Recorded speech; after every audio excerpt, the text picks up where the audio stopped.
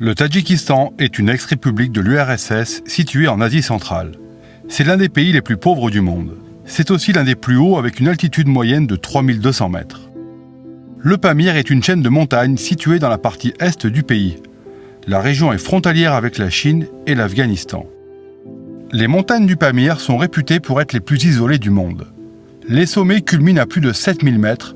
C'est une région où le froid est intense et où la saison estivale ne dure que 2 mois. Avec l'altitude, peu de choses poussent. Les conditions de vie sont extrêmement difficiles, il n'y a pas de travail. Et pourtant, le Pamir est occupé par l'homme depuis l'âge de pierre. L'isolement et le manque d'infrastructures poussent les populations à fuir les montagnes. Les hommes partent travailler à l'étranger, laissant les femmes dans les vallées. Bercée d'illusions, la jeune génération s'exile à Douchanbé, la capitale. Les montagnes se vident, les familles explosent, les traditions et les cultures millénaires se perdent. Certaines initiatives locales tentent de remédier à cela. Comme au Kirghizistan voisin, les habitants veulent se lancer dans la création de camps de yourtes pour développer le tourisme dans le respect des lieux. 2 sites géographiques ont été retenus, Yashikul et Skagdara. Entre 2023 et 2024, les 2 camps devraient accueillir chacun 5 yourtes dortoirs et une tente-messe.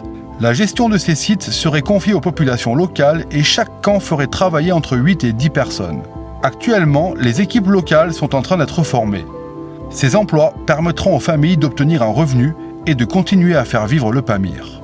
Cette évolution du Pamir m'a extrêmement touché.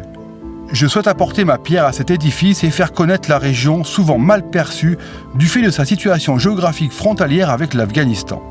J'ai donc décidé de m'y rendre seul cet été à vélo et de partir en itinérance à travers les montagnes pour relier les 2 futurs camps de yourtes. Ainsi, je pourrai témoigner de la difficulté de vie dans ces montagnes, mais aussi de la beauté des lieux.